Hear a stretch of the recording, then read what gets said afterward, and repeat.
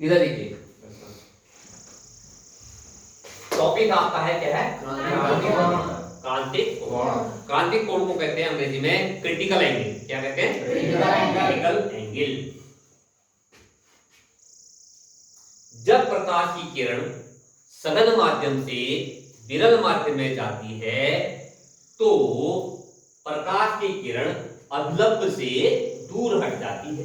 इधर देख जाओ, अभिलंब से दूर हट जाती है। इस स्थिति में आपतन कोण के उस मान को क्रांतिक कोण कहते हैं जिसके लिए अपवर्तन कोण का मान ठीक 90 अंश होता है। तो 90 अंश अपवर्तन कोण के लिए जो आपतन कोण होता है उसे हम क्रांतिक कोण कहते हैं। शर्त यह है कि प्रकाश की किरण आपकी सघन माध्यम से विरल माध्यम में जाना चाहिए। अब जैसे जैसे हम आपतन कोण का मान बढ़ाते जाते हैं वैसे वैसे अपवर्तन कोण का मान भी बढ़ते जाता है। लेकिन यदि आपतन कोण का मान क्रांतिक कोण से ज्यादा हो जाता है तो इस स्थिति में प्रकाश की किरण उसी माध्यम में लौट जाती है।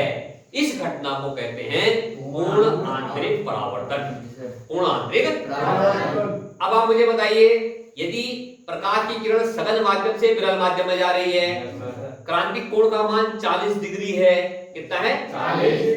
40 डिग्री। और इस स्थिति में आपका अपवर्तन कोण का मान कितना होगा? ठीक 90 अंश।